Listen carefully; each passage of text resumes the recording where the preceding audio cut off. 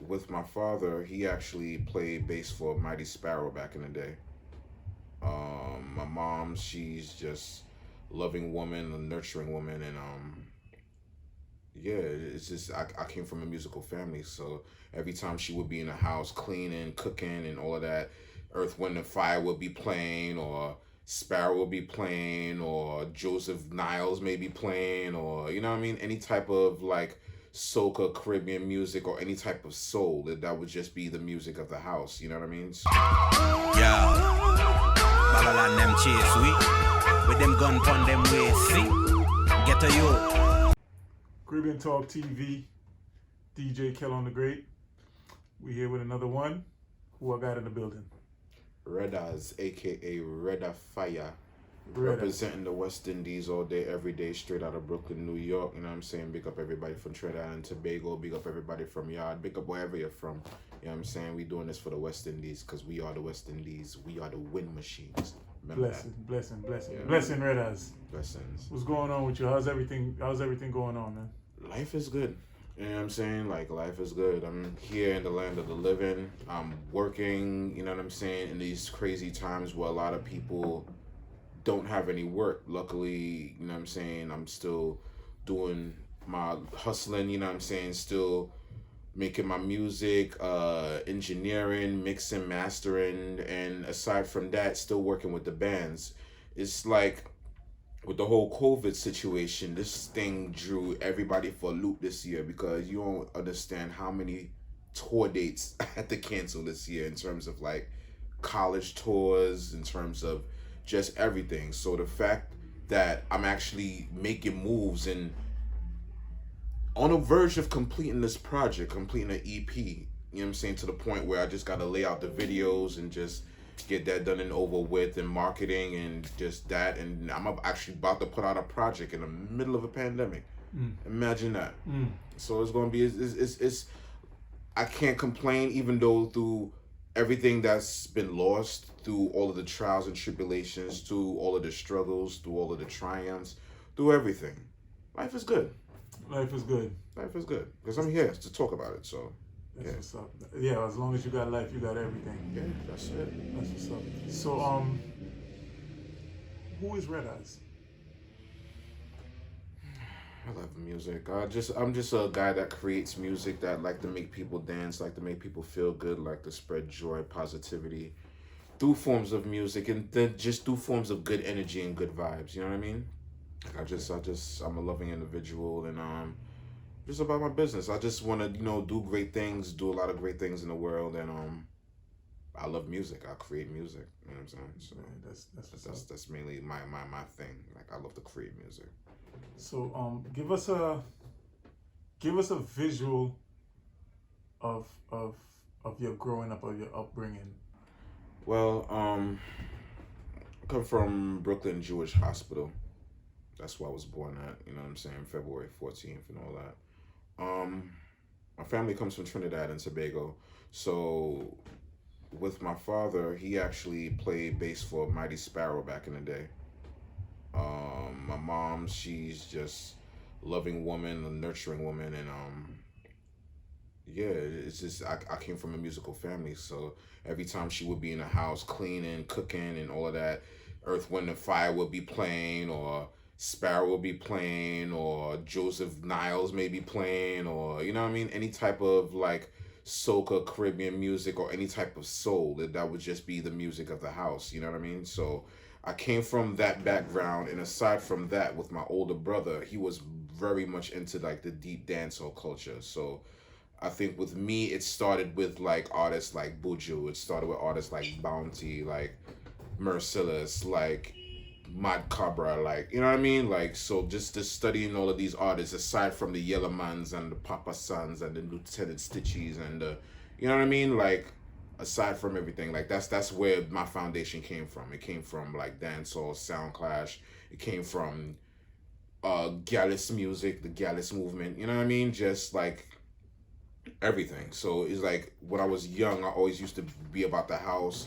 My older brother always used to play sound clashes. So that's very much how I got into like just the whole reggae aspect of things. Aside from that, my father, I remember, well, actually, my older brother, I'm lying. My older brother, he bought me a Casio. So that had me into the whole music aspect of things and just like wanting to like play keys and just get a musical feel of everything. So So do you play keys now? yeah, I would say that now because I compose music. So like with a lot of the things that I do, like I played out on the keyboard, like with a lot of the beats and the melodic harmonic structures and just everything, how everything is laid out. Like I do everything on the keyboard. So like I utilize it a lot more so than I used to back in the days. But it's just funny how back in the days I used to listen to Hot 97 and just play songs out, like play people's bass lines or the main melody and just you know what I mean, people's vocal patterns So and that, just that was everything. that was basically your practice. Yeah. That was your practice. Yeah, that was. At what age do you think you really got into like? Well, you always was around music as you stated, but what age did you think you really took it seriously and wanted to become an artist? When I took it seriously, I would probably say like a good 10 years ago is when I really started to get into the So in field. 2010. Yeah, because like I used to do music a lot throughout the years, but it's Okay. just the fact that I never really sat and like really took it serious to a point where it's like, okay, you want to put out projects or you want to work with this artist or collaborate or do this video or investing into yourself. Like, you know what I'm saying? I wasn't investing to myself. I was just, I don't know. Were you hitting the studios but not really I was hitting the studios. serious about it, just playing the music and just enjoying it, but really wasn't taking it too serious? Or I don't think my mind was in a place where it was ready to be serious for music. It's like I didn't do my knowledge. I didn't do my homework in the beginning portion. Like all of that came a lot later. Like when I really started to realize that certain things had to be done in order for you to push forward. Like you have to take the time out to invest into every detail in order to, you know what I'm saying, see a good return on your investment. You know what I mean? So it's just like a lot of things were learned later. You know what I'm saying? I kind of wish they were learned earlier, but regardless of the fact, just like through everything, how life unraveled, it just, that's the way that it played out. But no, luckily, you know what I'm saying, I was able to learn those gems. I was able to learn those jewels and I'm able to apply it now. So, you know what I mean? Nice. So it's all a blessing. so do you write your own music, or you write your own music? All music. I do everything. You do Other everything. than the only music that I don't take 100% ownership in terms of just like do, and don't get it twisted. Like even with my own stuff, I still collaborate with artists as well. But for the most part, I do like a lot of my own things. But like in terms of the band stuff, that's a collaborative effort because like I don't do the majority of the work there. That's comes from like a lot of my partners. Like they add in different notes and you know, with the band things is a more collective effort in regards to that music being completed. But when it comes to my own compositions, the majority of stuff like is all me. It's all you. All me. Lyrics, beat, production, mixing, mastering, everything. What's the advantages and disadvantages of being on your own versus being in a band? Advantage, if you know exactly what you want to do, you can just do that. You don't need any other person telling you anything. You don't need anybody navigating you towards anything. Like you could always ask questions, yeah, but you know what I'm saying? Like you have a better handle on where you want things to go. Not being in a band, it takes longer because of the fact that you have so many different people that you work with. You know how they say when you go alone, you go quicker, but when you go together, you go far. You know what I'm saying? And that's just life. Like, you know what I'm saying? Like we can't just move through life like thinking that we don't need help because like at some point we're gonna need assistance, and that's where the whole band aspect comes in because it's like I was able to link with live musicians and then they just became family, and it's just to a point where it's like, man, I don't know where I would be without meeting y'all. Like, you know what I mean? Because it's a difference between live music and electronic music, but that live music, it just takes a stronghold on everything, and I'm able to like just take those qualities and just of what I've learned and of people who I've grown with, and I'm able to take that to the world. Like, here, this is what we can do. Like, oh, this is what we doing. Like, you know what I mean? Just to bring a broader presentation of just, you know, greatness. Okay. That's what I would say. How did the whole band situation start? Like, what transpired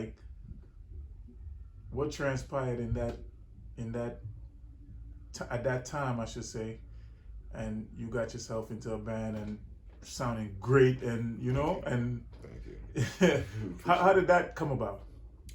It came from a collaboration that was supposed to occur between me and this is a rapper, one of my homeboys called Paco, the G Train Bandit. Pretty dope rapper, very talented dude, very talented artist. Me and him was linking on a show, and with the show, he was gonna have a live band playing. So at the time, he had this band behind him. The name of the band was called the Saturators, and when we were at rehearsal, me and the band leader, we was just like, I don't know, it was just a vibe. Like, you know what I'm saying? Shout out to my homeboy Mr. Savage, you know what I'm saying? That's my brother right there. We just linked, and then we just started vibing out, and then we just started chopping it up. He was telling me about visions that he had in terms of like needing like a vocalist or whatever case may be. Like it came to that. And we just linked up and we just jammed, and me and a couple of the fellas, and then it just clicked. It just clicked. You know what I'm saying? Like, that was one of the bands that I was with. Actually, that's the band that I'm with currently, called the Saturators. We actually got a song out now. Is that your first? That's the first band you've been with? That's not the first band. That's the current band. One of the current bands that I'm with. The first band that I was with was the brass band called Bombastico. So that was like a 7 to 8 piece band. I'm talking drums, tuba player, 3 trumpets, 3 trombones, and I was the vocalist. So that was a powerhouse band because we used to go to different schools to a point where we was in Jersey at Princeton. We used to do a lot of shows there. And you know, people used to love what we do, but it's cool to just add that element towards something that wasn't familiarized with the West Indian culture in terms of just the brass band. Just it was just like a really dope mixture to just add add what I do on top of just that type of instrumentation. It was really, really dope. You know what I mean? Okay. So Smooth. So yeah. That was the brass band. How much bands have you been in? Well, a total of about 3. So I started with the brass band. Okay.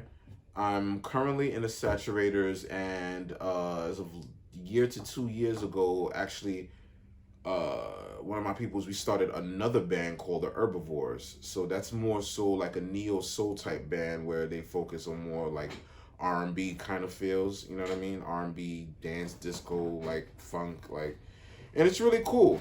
Actually, we put out an EP. We're working on another EP to drop sometime next month. But we put out an EP on July 10th called, what is it called? It's called Herbivores. Okay. And it's really dope. It actually has one of the songs that I'm featured in called 90 Degree Bay. It's really, really smooth, really jazzy. I actually am a co-vocalist on that specific band. One of my other homeboys, he's one of the co-vocalists as well, Bellamy Amir, this dude from Texas, sick vocalist, really, really ill dude. Yeah, it's just, whenever I link with like these dope individuals, like we just make magic happen, man, and it's just like a really dope feeling, and it's a really dope vibe. Cool, it's really cool. So, who are your influences in music? I have a lot. It's a lot. It all depends on what genre you're talking about, because in terms of, you got a favorite genre, or is this everything? Everything. I can't pinpoint a certain thing because there's just so much good music out there. So you basically love from Spiral to Miles Davis to Thelonious Monk to Afrobeat to basically eclectic. It's Beanie all, to Yellow Man to Sister Sandra to it's all over the place. All over the place. It's just man. Music. All over the place. I was actually doing my research on Yellowman just to see why he is the king that he is. You know what I mean? Just in dancehall period, and just to see the hardship that he had to go through coming up in Jamaica, and just it was crazy. You know what I mean? And just to see his story and see where he came from. That's all I've been doing as of late. I've just been studying the greats and just to see how, like, where they came from, what makes them tick, and because in order for you to get to a certain destination, you got to study your past of where you want to go. Absolutely. So that's what I've been on as of late. Absolutely. That's commendable right there, man. Thanks. I know you. Well, we spoke about you writing, and you loving to write, but I also know that you produce. How long have you been producing? About a good 20 years now, I would say. 20 plus years. So you've been dabbling on the boards, just making beats and doing your thing and making it happen. I actually started from teenage years. Teenage years when I got this game. I got a PlayStation, right? Like, the first PlayStation. Yeah, I'm an old head, by the way. But a PlayStation, and they had this game called MTV Music Generator. So I got that game, and that's where the beat making came from. Because with that game, you could make beat sequences and just make your own music on a PlayStation. So the thing about it is, there was no way for me to get that off of the PlayStation unless it was on a memory card. So I couldn't fly it to cassette. I couldn't fly it to CD. They didn't really have too much CD recording stuff back in that day, until like later on. But nonetheless, it was not a real way to fly it. And then I remember chilling with one of my peoples one day. Shout out to Mountain Dew, wherever he at, you know what I'm saying, Tech Nine Movements, you know what I mean? Chilling with one of my peoples, and then he got this program called Fruity Loops. So I'm like, oh, that shit look lit. And then my cousin, he always knew that I was musically inclined. So I told him about the program, and the next week, my cousin gave me Fruity Loops, and then that's all she wrote. Like, I just wrote with that's from Fruity Loops Part 3 to FL Studio 20, what I'm using now, and I just been creating production and mixing and mastering and just working with music ever since. Okay. Yeah. What part of the game do you like more? Do you like the producing part, the writing part, the recording, the stage? What part of the game or is it equally loved for what it is? I would, to be completely honest, I've been doing a lot more beats as of late because of the fact that we're in the whole pandemic thing. So I can't really, there's not a lot of stages to take advantage of right now. So. But how do you feel about it? Do you miss it right now? Badly. Badly. So my thing is, if you had an option, you could only write, you could only hit the stage, you could only record, you could only produce. Is there one that you definitely say, oh, I can't live without this, or is it all equally? It's all equal now. Forgetting about the pandemic. It's all equal now. It's all equal. It's all equal now. You like the whole process? I love the whole process because with the whole process, I would be within my life purpose, so to speak. You know what I mean? So when I take advantage of everything, that gives me the opportunity to have multiple avenues where I don't have to really be on some, you know what I'm saying, just like regular working shit, which my main thing is to be on a full-time artist, you know what I mean? So right. It's just like the more avenues you take advantage of, the more opportunities you have to just live your life doing what you love to do. So I love the stage, I love the producing, I love the engineering, I love the writing, I love the just being in the studio like a fly on the wall, just throwing out ideas, even that, like, you know what I mean? Because through all things, I look to remain a student in everything, you know what I mean? So it's like with that, you know, like I love everything. I don't try to put one thing above another thing, even though I really, really like to produce, you know what I'm saying? But for the most part, everything. And your process, your recording process, we're going to stick on that subject, your recording process, because I've had artists and I've known artists and I've asked a lot of different artists the same question because I always wanted to know someone's recording process. Is it, do you write the song first and then you get the beat? Do you get the beat first and then you get the song? Or is it sometimes this and sometimes that? Sometimes this, sometimes that. It can never be one specific thing. I don't have one specific process in order to create music. You know what I'm saying? Because a lot of times you could go into a studio session or you could get a beat and nothing could come to your head. You know what I'm saying? Writer's block is a real thing. So it's just to be in the right mental space, to be in the right mind frame, to just be like, am I ready to work? You know what I'm saying? And if that's the case, it's just all a vibe. I don't like to think of it as work either. You know what I mean? Like I like to just be like, you know, I like this beat, I like this song. Because ultimately, it's all about the love first. So I always like to go into a situation like, I really like this, I really like that. I don't ever want to feel like the situation is forced. Like, you know what I'm saying? In terms of like any song, or in terms of any production or anything like that. You know what I mean? I always want to make sure that it's genuinely a good feel, because when it's genuinely a good feel, that means it's more so gauged towards a proper direction rather than for it to feel forced and to feel like, you know what I mean? Like, but for the most part, it differ. It could depend. It really could depend. You know what I'm saying? Because sometimes I get into the mode of like creating a beat. Sometimes I might just be spitting lyrics in my head and I would just come up with an ill idea, and then I would have to build songs around a song around that idea. And you know what I'm saying? It could be done that way as well. So the process could differ. It all depends. Okay. And who are some of the artists that you've worked with in the past, and who are some of the artists that you would like to work with in the future? Well, back in the day, I actually did link up with, shout out to Max Glazer, wherever he's at. Linked up with him, and we actually wrote a song out for Beanie Man, so I could say that I co-wrote a song for Beanie Man, and that was really, really cool. Other than that, a lot of the artists that I've worked with will probably be during like stage shows. Like I've been on shows with bills with artists such as like J. Cole, Black Milk, we and my peoples, we opened up for Tiana Taylor, who else? Riff Raff, a couple other artists. I actually had a show with Lexus, had a show with Tifa,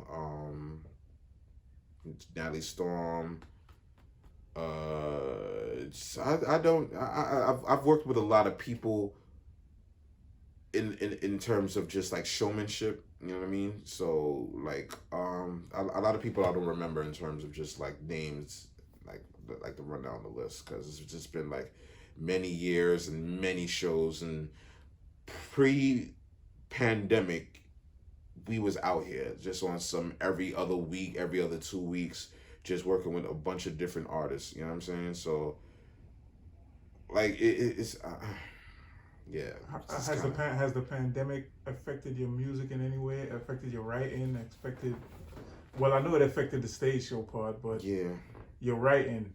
Not necessarily so much the writing. Just I say what affected the writing would be just like everything in the world that's occurring. You know what I'm saying? Because like it got to the point where, especially like during like the protest and because of the George Floyd situation, you know what I'm saying? Rest in peace to everybody that was innocently murdered by police. Black lives do matter, by the way.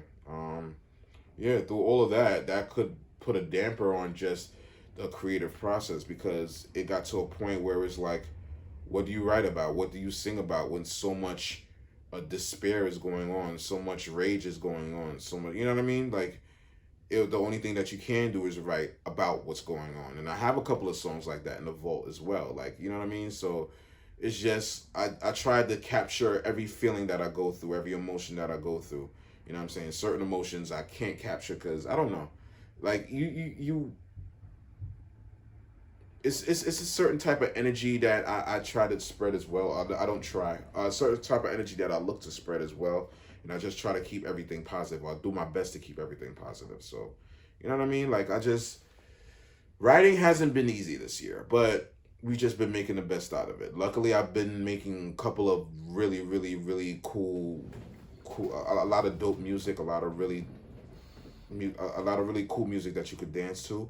But writing has been kind of this year, I would say. What are some of your favorite tracks, some of your favorite singles that you put out in the past few years? I think I would definitely do that with a song that I have out that's actually on Spotify right now called Patience. Like everybody really likes that song because it's kind of like a Caribbean flip to like a trip hop beat, and it's really cool. It was just like really talking about love in a way, you know what I'm saying, and just waiting patiently on what you want and just working towards it, and just, you know what I mean. So that's what that was about. And other than that, another song that I actually have out called Adversity that I worked on with two of my musical family peoples. Shout out to Brittany Campbell, shout out to Joe Edson, because they're really two dope, astronomically ill artists, and just made up a word, but yeah, really great people. And that's it. I would say two of those two songs would be like two of my favorite songs. Reason being is because Adversity would just be a song where like you just feeling beneath yourself to just lift yourself up and just, you know what I'm saying, know that it's going to be better out there, to just get up and rise and just make moves and make it happen. You just gotta, you know what I'm saying, because I think Adversity would probably be the theme song of this year. I should have dropped that this year. So Reddaz, Yes sir. you're writing, you're producing, Little piece of everything, you know. you're doing everything, you're in a band. Little piece of everything, you know. What's next? What's your 5-year or your 10-year plan? I don't even. We can't do that anymore. You ain't doing that. We can't do that. You're not anymore. doing that. 2020.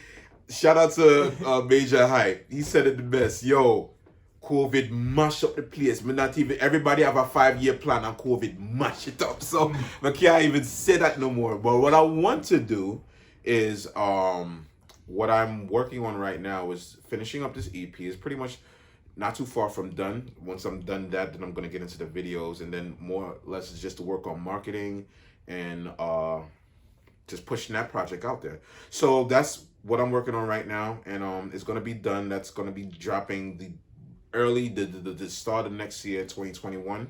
So be on the lookout for that. Aside from that, the band is releasing another project, Nightshade. Shout out to the Herbivores. We're going to be dropping that within the next month. Got a couple of live performances coming up for y'all. I have one coming up on the 22nd, as a matter of fact. Would it be too unprofessional if I pull out my phone right now? Mad unprofessional, right? Hold up. But now I got you right now. But, word. So this is what we're doing right now. You know what I'm saying? It's about to be lit. Shout out to my band, the Herbivores. We actually have something this coming Thursday on the 22nd, a live stream that's coming up. So y'all would want to check that out on the Herbivores Instagram. Have you guys done a live stream since COVID? Like the band? Like I see everybody go live on Instagram and things like that. Did you guys think about that? Not live stream, but what we did was we have some recorded performances that we're going to actually release on a couple of networks, so to speak. So we have a couple of radio networks that we're working with right now, and we're going to be releasing those. One of them is going to be released on Thursday for the Herbivores, and then another one is going to be released for the Saturators coming up sometime next month. And that's what we've been doing. We've just been actually doing recordings of rooftop performances and just live performances that we're actually about to push out in terms of when we roll out the projects. That's going to be a part of the video package. So, you know, that's what we're working on now. That's where it's at right now. That's where it's at right now. With the live shows is cool. I'm going to have some stuff coming up real soon, but, you know what I'm saying, it's all in the works right now. I'm just looking to finish this project, get it done, get it rolling out, and then, yeah. When doing a live show, do you get, like, nervous? You don't get, not even before the show, because I've known artists that they've been like nervous before the show, but they say once they hit the stage, like all that nerves, everything just calmed down and everything just, you know, it's like they're home. You don't even get nervous before a show. One of my craziest experiences when I was in high school, and mind you, everybody know me for reggae, everybody know me for chatting and everything. In high school, linked up with this dude. I don't know how I started singing, but dude was like, yo, you got a voice. Help me sing the Usher song on stage. So before I hit the Usher, the reggae part I do without a problem. Singing was something that I wasn't really comfortable with brandishing in public. So when I tell you I had the wickedest set of butterflies in my stomach, yo, wicked. And then, like, my boy was singing a verse, da da da da da da da. Then I walked out on the stage, like, you got it bad. Then it was like, who's that? And then I walked out like, ah! And I was like, oh yeah, okay, so this will work. You know what I mean? And then from that time point, moving forward, it was never really a butterfly situation. A lot of times, it's just wanting to get it done and over with. You know what I'm saying? Not to say that it's not a situation where I don't want to be there. It's a situation where I'm over anxious and I really want to perform and I really want to put on. So, you know what I mean? I get excited to hit the stage. I get really excited. It's excitement. It's excitement because, like, when you do stages like Billboard Festival and Elements Festival and Shakori Hills Festival and stage shows in Massachusetts where it's a couple hundred, couple thousand people, and, you know, after a while the butterflies get worked out. So that's good, man. Yeah, I mean, so it's cool, man. I just missed the stage. That's all I'm saying. But yeah, we got a couple things in the works coming though. So what's coming up for you guys? These live performances, these albums, these EPs dropping, just pushing forward through the craziness. So anything dropping this year specifically? Nightshade. I know we in the fourth quarter now, right? Yeah, right. Fourth quarter. So Nightshade from Herbivores. That's what we're working on pushing out. Actually, we're working on mixing and mastering right now, and we're gonna have that ready, and we're gonna have that rolling out. You know what I'm saying? And then hopefully the world loves it, because honestly, a lot of different places globally has been taking a lot of liking to it. Like, you know what I'm saying? That was gonna be my next question. My next question was gonna be, you know, are you guys planning to travel, you know, abroad? After this crazy after this whole thing. After this whole thing, that's been the move. That's been the motive. We actually been like, that's what I'm saying. Like 2020. So you guys got basically tour dates lined up as long as COVID is when done. I tell you 2020 was the year, bro. Like, it was the year to launch and to do. We had Amsterdam talking, we had Berlin talking, we had different places talking. So, you know what I'm saying? The fact that we had to walk it back, you know what I'm saying, it's kind of like, damn. But at the end of the day, the momentum is still there. The passion is still there. The drive is still there. You know what I'm saying? The dedication, the consistency, everything is still there. So, you know what I'm saying? Once everything is, I can't even say back to normal, but once everything is calmed down and we're able to move around again, y'all gonna see us in your neighborhood real soon. So you'll be back. We'll be back. You know what I'm saying? If not them, I'll make sure you see me. But not, it's gonna be us. We're gonna be back. We're gonna be back. Are you going to be putting out anything, like any solo projects? What about your Top of next year. Top of next year. Top of next year. First quarter? It's first quarter. The Okay. EP is pretty much done. Like, it's pretty much done. I'm just like really gauging this intro joint. I want it to sound nice for y'all. So it's almost done. I've gone into a situation where, yo, let me tell you, like, years and years of work that I've had a situation early 2020 where my whole computer crashed and died. So you had that problem too? I had a LP ready for y'all where the vocals just said bloop, bird. So luckily we got this EP coming for you, and yeah, man, that's it. We just How much songs are we expecting? I'm thinking a good 5-6 songs. I just want to warm y'all up before I hit y'all with like a nice body of work. You know what I'm saying? Okay. So it's gonna be something. I don't know. I'm still thinking of the title. I'm thinking about taking it back in the day on some Red's Rump Shakers Volume 1, on some high school mixtape shit. You know what I'm saying? So I'm thinking it might be something like that. But I want to do something to make y'all dance and make y'all feel good, because there's been a lot of craziness happening this year, and we gonna bounce it out. Speaking of the craziness, and I know that your family is Trinidadian, and I personally know that this is the first time since you've been alive that Labor Day wasn't on the Parkway. Huh? I ain't even care about Labor Day. I'm mad about Carnival. I'm not even mad about Labor Day, to be honest with you. We could go into that conversation, but the thing about it is, you know what I'm saying? I would like to see certain changes in this West Indian festival. I want this festival. What would you like to see? I want this festival to be on Fifth Avenue. You know what I'm saying? Why we got to be in the hood and then everybody else is getting to see Manhattan and this place. I think if it wasn't a city, it would be a different atmosphere and it would be different stories versus what you hearing now because of the circumference in the neighborhoods that it's in. I'm all for the neighborhood. I'm all for, you know what I'm saying, but I'm all about growth as well. So I'm thinking if we take it to a larger scale. You think the mainstream, and I know it you know, a lot of different channels cover the West Indian Day Parade, but do you think being on Fifth Avenue, do you think mainstream is ready for all these girls and all this whining and all this? Need to get ready. They need to get ready. That's life right there. You don't think that'll be like a culture shock? Carnival is life. Okay. Carnival is life. Some of these people need lives. Right. So you know what? We need to put it on Fifth Ave. We need to put it on Jump Street to let people know this is how we celebrate our heritage. This is how we celebrate our culture. This is us. This is what we love to do. You know what I mean? Like Carnival for life, man. For real. They need to put it on Fifth Ave. You know what I'm saying? Like Eastern Parkway is a beautiful place. I loved it for years and years, but it's time to expand, man. So as I said, Caribbean Talk TV, DJ Kill on the Great. We definitely got Redders in the building. Boom, boom, boom, boom, We're here, boom, you know, boom, we've boom. been chopping it up, talking about different things. Anything that we missed, man? Anything that you wanted to talk about that we missed? Well, I think we pretty much got everything. Make sure y'all check out the website, www.retrippledaz.com. You know what I'm saying? For every update in terms of like upcoming projects, any shows coming up, any live shows. You want to learn more about me, you want to see pictures, you want to see videos, feel free to link the site. And I'm going to definitely have more stuff coming up for y'all. I'm going to have a bunch of goodies coming out for y'all this year. You know what I'm saying? Just stay tuned.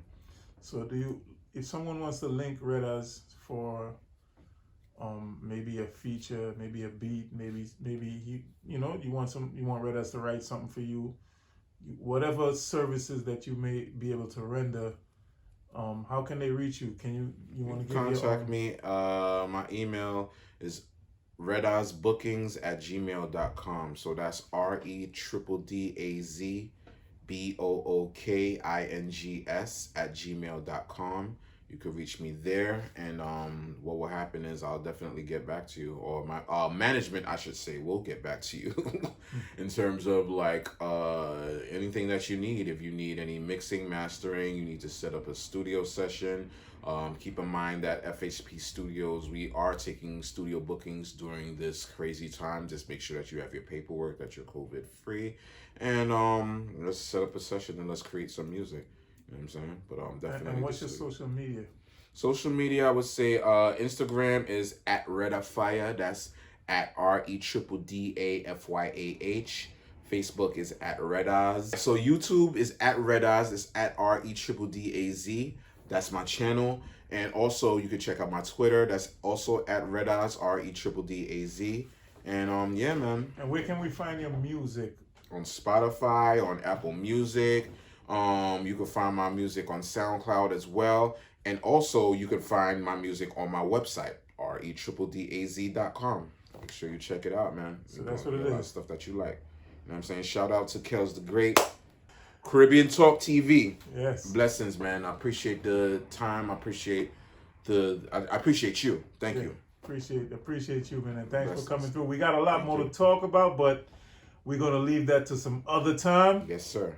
You know, and I definitely appreciate the fact that you forward.